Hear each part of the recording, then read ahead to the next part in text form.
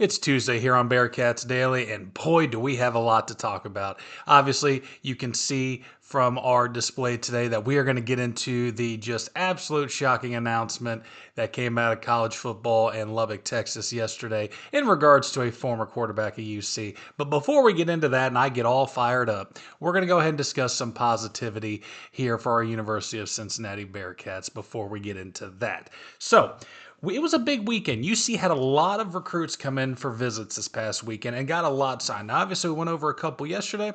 We got two more for you today in terms of defensive guys coming in the building.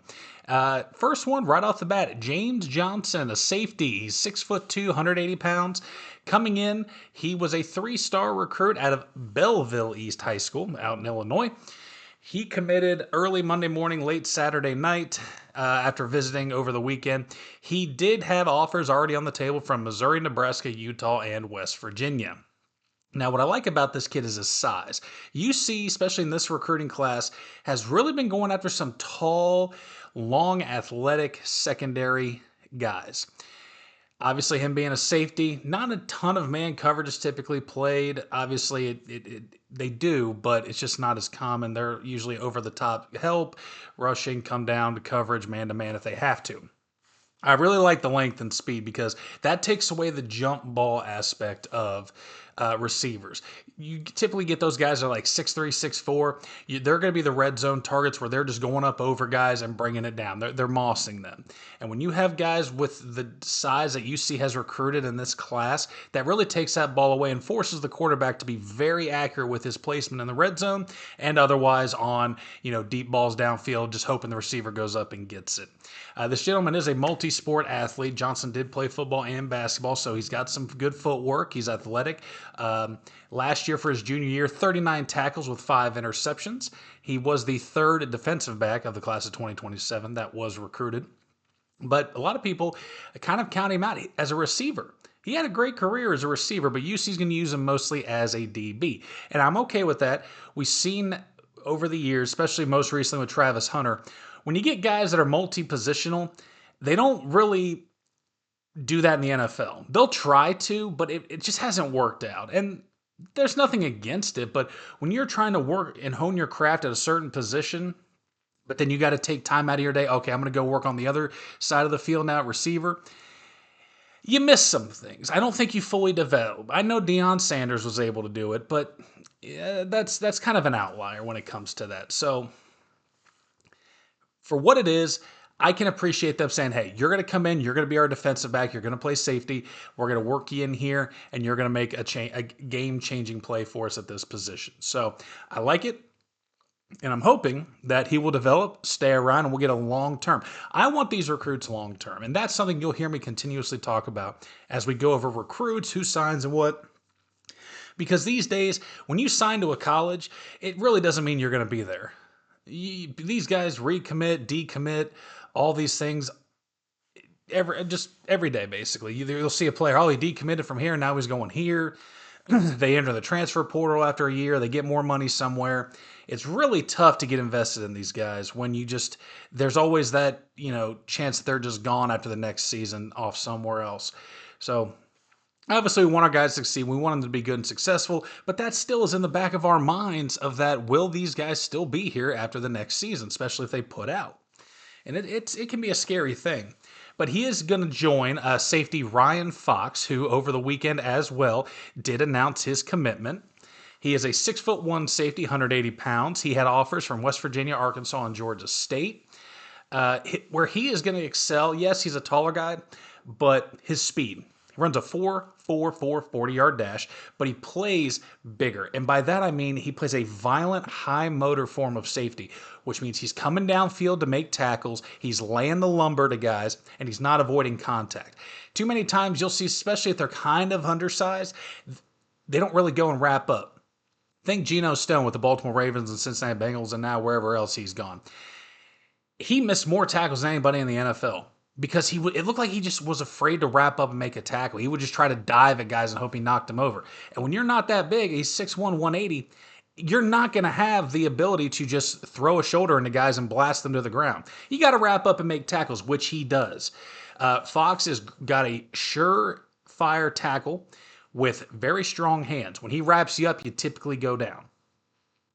His Surprisingly for 6'1", he plays the deep ball very well in terms of breaking up passes and keeping guys underneath him so they can't go over the top. You don't see a lot of guys getting deep on him and quarterbacks making that throw. Now, that is high school. In college, quarterbacks are more accurate with stronger arms, which is going to make him have to step his game up because also there's more speed at receiver. We're making a jump. He will develop and get acclimated to the speed. They'll probably put some weight on him. I'd imagine with him working out, he'll probably play at a $185, $190. And a lot of these guys are still growing, by the way. I will use myself as an example on this. When I graduated high school, I graduated about 6'3". I finished up at 6'5". So a lot of kids are still developing. They're still growing, even when they get out of high school. And I know that's probably going to be debated a lot. You're like, oh no, usually you're developed. No, they're not. There's a reason why the NFL requires you to play in college before you go to the NFL. There's a reason. You are not ready when you walk out of high school to play in the NFL. Physically, you're just not. And I know you'll say, well, what about NHL? What about baseball? Those are very different games in terms of body preparedness. Yes, you'll have young guys play hockey. Yes, do they throw shoulders and they bump and hit? Yes, but typically the size difference isn't as big. Obviously, the defensemen are bigger, but it's not like you're going up against 5 or 6 guys. Baseball, it's not contact, typically. It does happen, but it's not a contact sport. You can go in at 18 and play with grown men and dominate the sport. We've seen it. Guys have done it. It's possible. But the NFL, you come right out of high school, you're just not ready to compete against these guys. I'll give you a perfect example just using our hometown guys. Orlando Brown Jr. and Demarius Mims, both offensive tackles for the Cincinnati Bengals. Both are 6'7", 340 or bigger. You imagine going up against Ray Lewis in his prime if you came right out of high school trying to play? Come on, no chance. So these guys, even though they're coming in slightly undersized, they're going to build up. The program that colleges run for conditioning and strength training is completely heads and tails above what they do in high school. Now, don't get me wrong. There are some schools who do very well at this in high school. Their weight program's good. These athletes are solid. But again, there's still going to be work to do when they get to the collegiate level.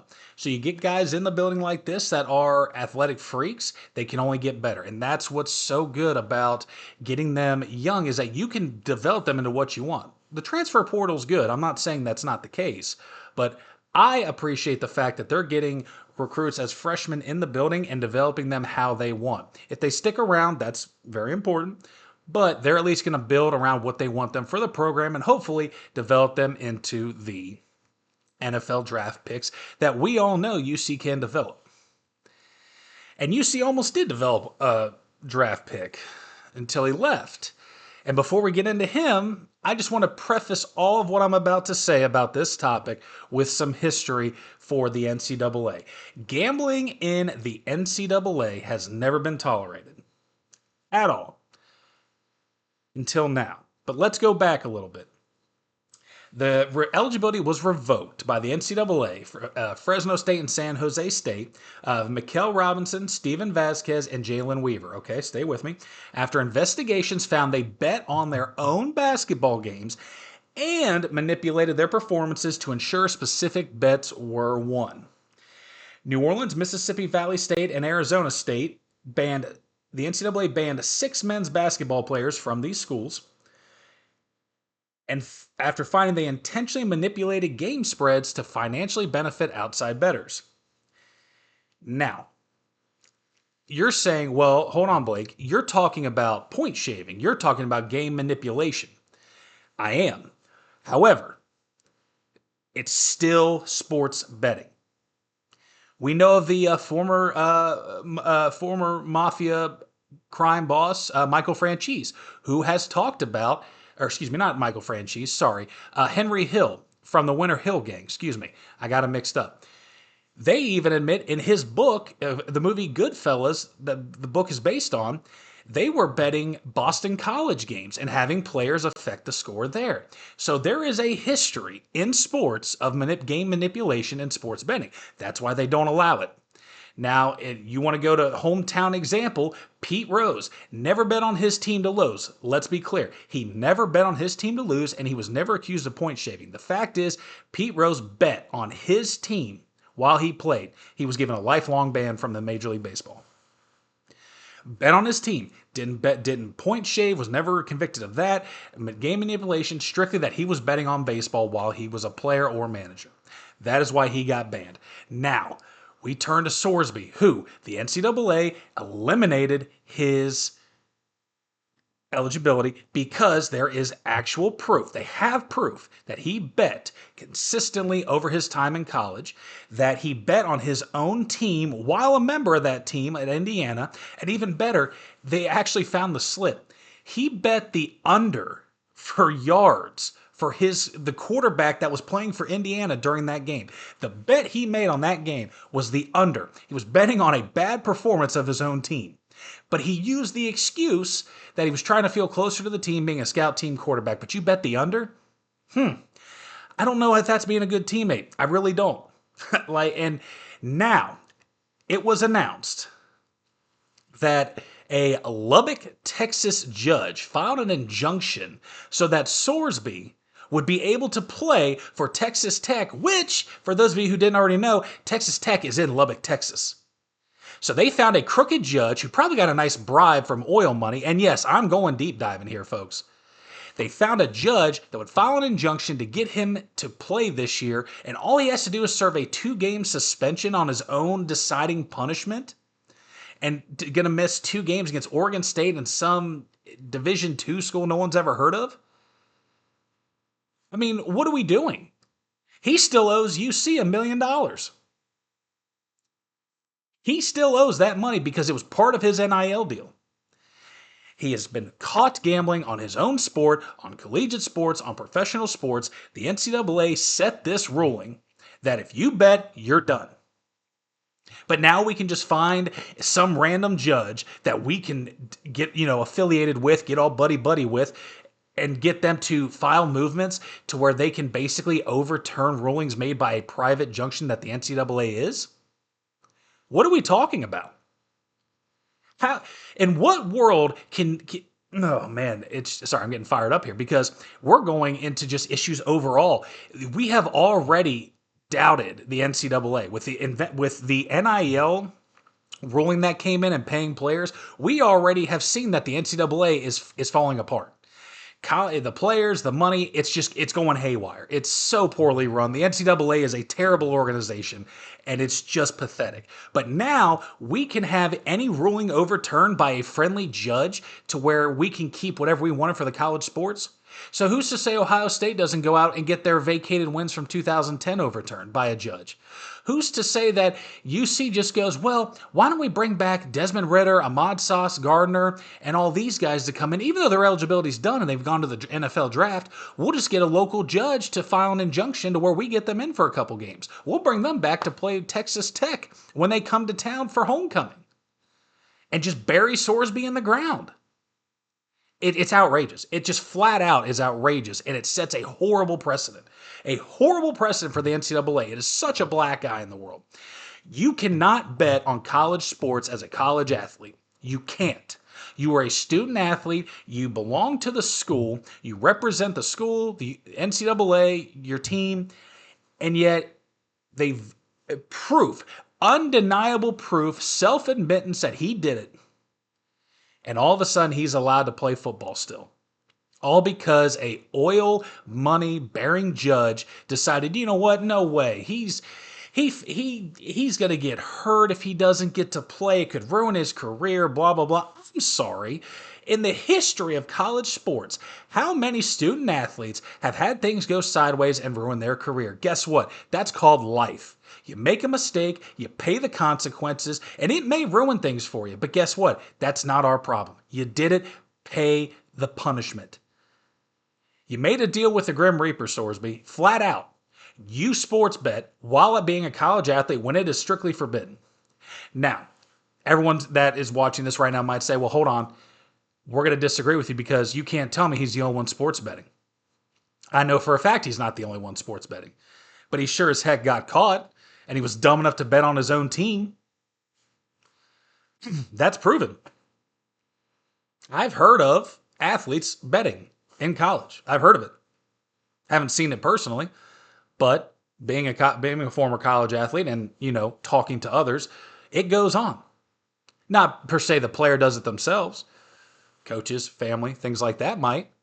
But you cannot look anybody in the eye and say that Sorsby should be permitted to still play in the NCAA, which he still has a lawsuit with UC where he is owed the campus $1 million for his buyout since he violated his contract when he left. It's an absolutely outrageous travesty of justice in the NCAA. It is setting the precedent that no matter what you do, it does not matter. There is no restrictions. There's no guidelines. You can do what you want. And if you can find the right judge to get an injunction filed or a motion filed to postpone it or whatever the case may be to your benefit, NCAA has completely forfeited all rights. The governing body, NCAA of college sports, is over.